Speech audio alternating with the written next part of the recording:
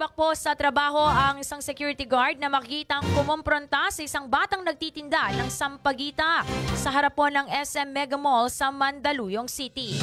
Sa lumabas po na video, makikita na kinuha at sinira ng guard ang mga garland na paninda ng bata.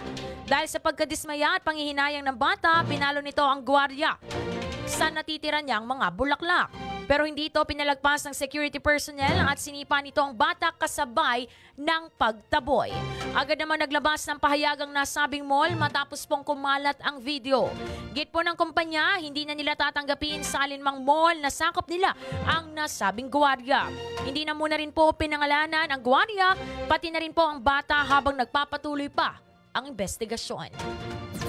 Yan ang balita sa oras na to, hatid po sa atin ng Fun Side Ningnangan sa Candaba. Mula po dito kung saan lagi kayong kasama ang 103.1 Newsline Central Luzon. Ito po si CJ Peñaflor. Kasama ka, ikaw ang bida.